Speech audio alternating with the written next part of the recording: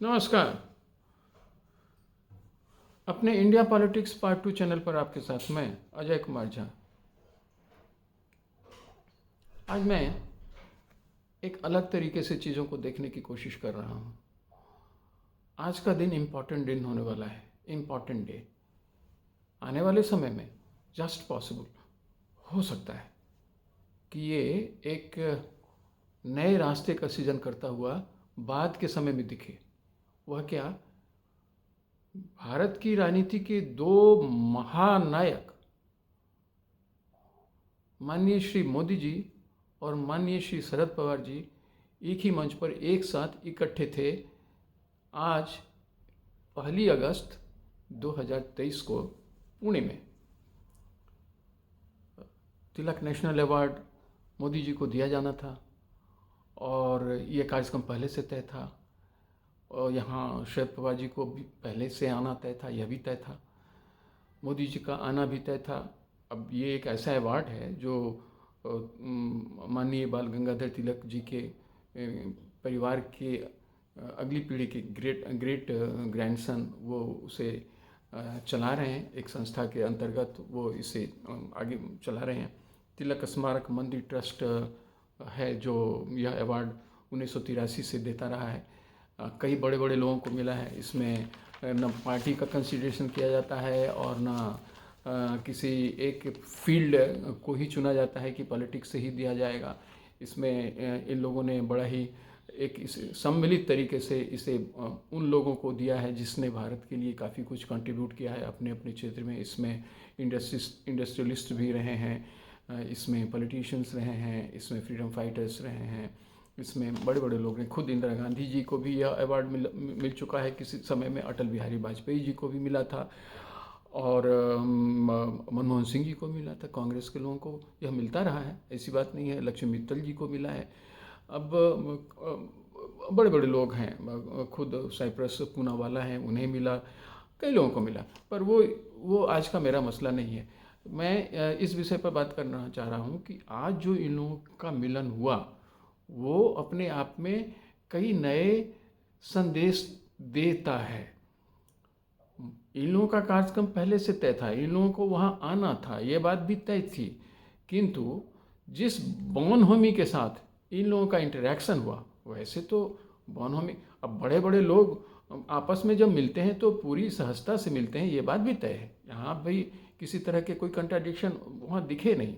ऐसा नहीं है कि जो बड़े लोग मिलते हैं और आपसी किसी तरह की रंजिश होती है तो वो वहाँ दिखने लगती है, ऐसा तो देखा नहीं गया है नॉर्मली। हाँ, ये हो सकता है कि लोग कट जाएं, मिलना नहीं चाहें, वो एक अलग बात है। पर जब वो मिलते हैं तो उसी तरह से मिलते हैं।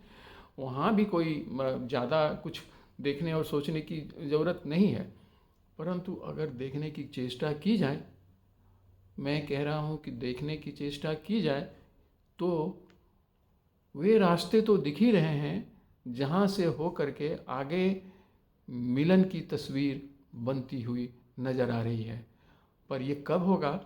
जब महाराष्ट्र में अगले इलेक्शन में भाजपा को क्लियर कोई बढ़त न मिल पाए, या फिर ये जिनके साथ अभी चल रहे हैं उसमें एक नाथ शिंदे जी हैं, अजित पवार जी हैं, ये तो तय है। पर इनमें से अगर अजित पवार जी ने अपने यहाँ कुछ खास नहीं करिश्मा दिखला पाया और शरद पवार जी ने दिखला दिया, क्योंकि शरद पवार जी हारी हुई बाजी जीतने के लिए जाने जाते हैं, मोदी जी भी जाने जाते हैं, लेकिन मोदी जी तो जीतते ही रहे और शरद पवार जी कई बार बाजी हारे भी हैं और फिर वहाँ से उभर करके उठे हैं। अब इस उम्र में जब वो 82 ईयर्स को टच कर रहे हैं, मतलब अब 82 को पार ही कर रहे हैं, यहाँ से भी उन्होंने चैलेंज एक्सेप्ट कर लिया है कि वो यहाँ से भी फिर वापस पुनर्जीवित करेंगे अपनी पार्टी को, अपनी संस्था को। और इसमें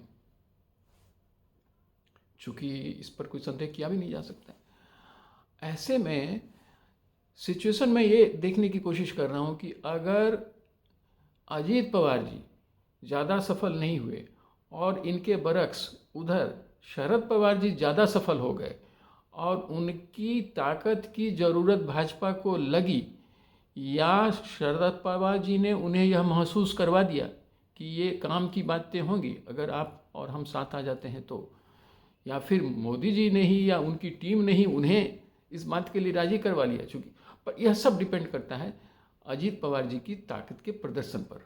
अगर अजीत पवार जी के लिए अब यह स्थिति काफ़ी, मैं ये कह सकता हूँ कि काफ़ी एक बहुत डिफ़िकल्ट स्थिति है, अब उससे उन्हें निकलना है। मेरा आकलन है कि ऐसी स्थिति में शरद पवार जी भाजपा का साथ 2024 के इलेक्शन के बाद, अभी नहीं, 2024 के इलेक्शन के बाद दे सकते हैं। और उसमें शर्तें जो होंगी, उसमें मुझे लगता है कि सुप्रिया सुले जी, जिन्हें यह पार्टी को चलाने की जिम्मेवारी आ पड़ी है, तो उन्हें भी एक ज़बरदस्त क्लाउट मिलेगा अगर वो महाराष्ट्र की सरकार में डिप्टी चीफ मिनिस्टर होकर के आती हैं आने वाले समय में, या फिर नेशनल जो यूनियन कैबिनेट है और भाजपा की सरकार अगर वहाँ बनती है तो वहाँ उसमें एक डोमिनेंट फिगर के रूप में उस कैबिनेट में हो सकती हैं। और इससे बड़ी बात क्या होगी, ये मेरा एनालिसिस है, ऐसा हो सकता है। और अगर ऐसा हुआ तो ये आज की जो मीटिंग है वही सीडिंग पॉइंट होगा। बीजारोपण मैं मानता हूँ कि आज की ही तारीख को हुआ है, और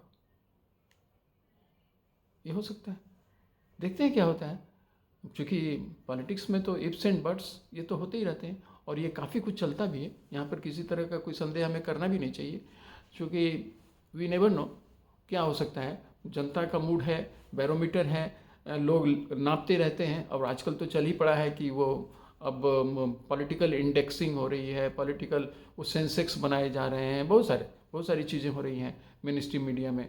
हर दिन अब ओपिनियन पोल्स लाने की प्रथा शुरू हो जाएगी, कुछ ही समय के बाद शुरू भी हो गया है।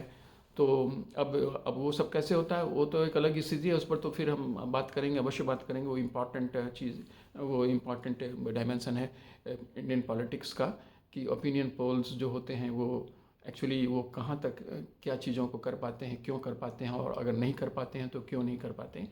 इन सब बातों पर तो बात करेंगे, पर आज का जो मेरा फोकस था वो यही कि हमें इस बात पर किसी तरह का आश्चर्य नहीं होना चाहिए कि आने वाले समय में शरद पवार जी मोदी जी के साथ आ सकते हैं और सुप्रिया सुले जी डिप्टी चीफ मिनिस्टर बन सकती हैं, या फिर यूनियन कैबिनेट में एक बड़ी महत्वपूर्ण जगह उन्हें मिल सकती है, प्रोवाइडेड अजीत पवार जी आने वाले समय में कोई करिश्मा न दिखला पाएँ। ऐसी स्थिति हो सकती है। अब देखते हैं क्या होता है। अगर आपको मेरा ये आकलन सही लग रहा है तो please subscribe my channel, like my channel, and also share it. It's for you to decide. Thank you. Jai Hind.